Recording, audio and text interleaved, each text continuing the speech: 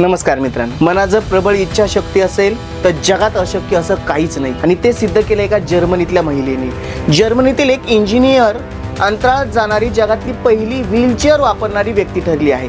मायकेला बेथॉस असं नाव तिचं। 7 वर्षापूर्वी माउंटन बाईकच्या एका अपघातात त्यांच्या पाठीच्या कण्याला दुखापत झाली। त्यांना अंतराळवीर व्हायचं होतं, मात्र आता या अपघातामुळे त्यांच्या या स्वप्नांचं पुढे काय होणार असा त्यांना प्रश्न झाला होता। आपले स्वप्न पूर्ण करणे शक्य आहे का हे जाणून घेण्यासाठी त्यांनी ऑनलाईन माध्यमातून निवृत्त अंतराळ अभियंता यांच्याशी संपर्क साधला। त्यांनी तिच्या धाडसाला प्रेरित होऊन हा ऐतिहासिक प्रवास साकारण्यासाठी पुढाकार घेतला।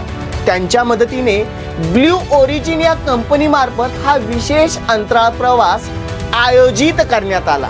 ही कंपनी जेफ बेझोस यांनी स्थापन केली, ज्यांनी नुकत्याच डिसेंबर 2025 मध्ये ब्लू ओरिजिनच्या न्यू शेपर्ड रॉकेट मधून यशस्वी उड्डाण करून इतिहास रचला। माहिती कशी वाटली कमेंट बॉक्स थ्रू जरूर कळवा। आवडली असेल लाईक करा, चॅनलला नवीन असाल तर फॉलो करायला विसरू नका।